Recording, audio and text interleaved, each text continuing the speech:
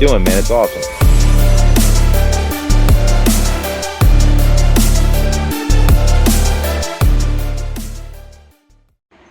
Alrighty, nighttime grind on the Magnuson equipped GT500, which is Coyote Swapped.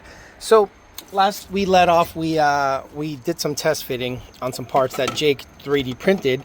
Now we just did this for fitment's sake, but as you can tell, with heat it started to warp pretty quickly. But again, this was just to vet the fitment. So he ended up making it out of material that is a lot more heat resistant, and the finish is just way better. So check that out.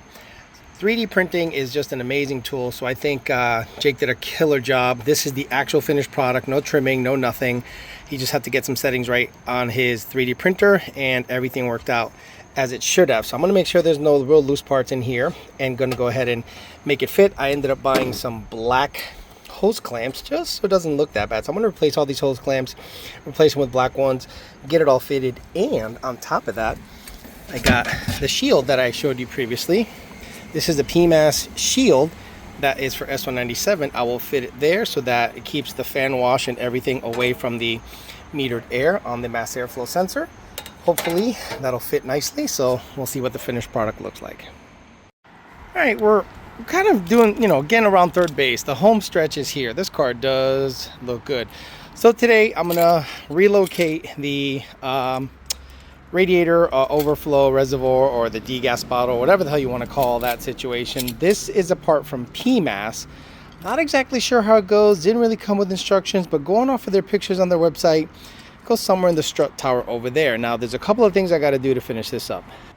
So I've been on the struggle bus pretty hardcore figuring out the belt situation on this. It's an unconventional belt routing system, so I have to basically make everything custom. I then have to clearance all these lines to make sure they're not pinched, but again, this is not a finished product.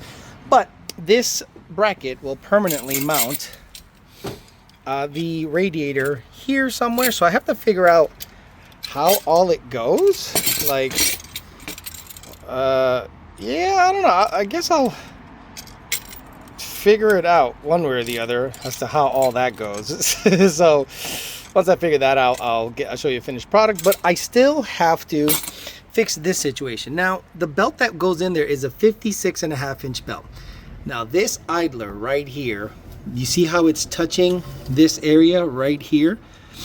That does not allow it to spin. Now I stupidly did not check that. Okay, once I put everything in, I did not check for it to freely spin. This one spins freely. As you can see, it has some battle scars from me trying to put a belt on it. It's insanely difficult, especially by yourself. So I got to take all this apart, grind that little part down, make sure that idler clears, mount the bracket.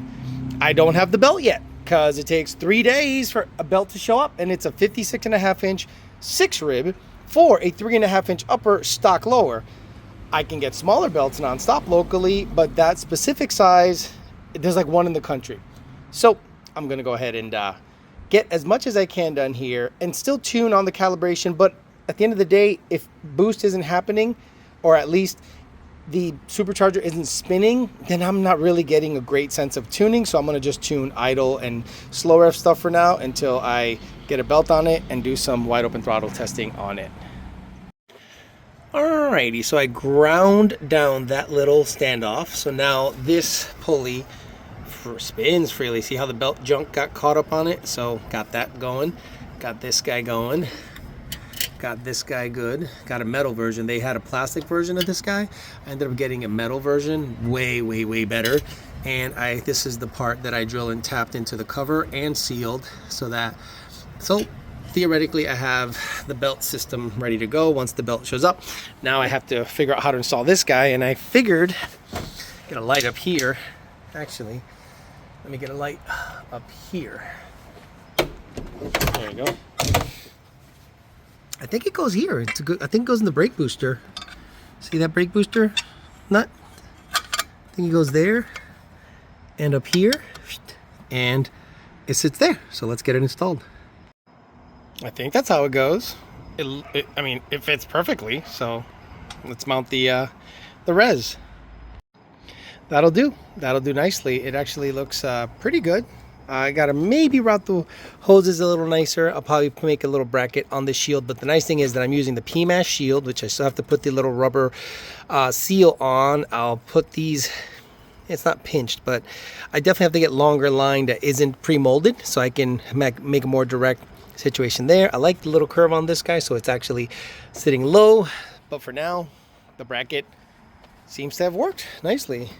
Bro, that's in there. That's wonderful. Okay, turn it on, make sure there are no leaks, and wait for the belt to arrive. And once the belt gets here, we'll start testing with boost. But for now, she's looking pretty good. There you go. Idling nice. That's more or less going to be the final product once I clean up a couple of things. I'll do my best to make it look aesthetically pleasing in case this thing does go to shows and kind of make some appearances here and there. Probably paint this black. Make everything as black as possible. Here we go. Now that I'm taking video, it starts to search for no reason. But that'll be calibration stuff. So there you go. I guess that'll do it for the update. Just trying to get stuff out there so you're up to date on what's happening over here. Car's running. Calibration's working good for the dual throttle bodies. They're not fail-safing. Just waiting for a belt.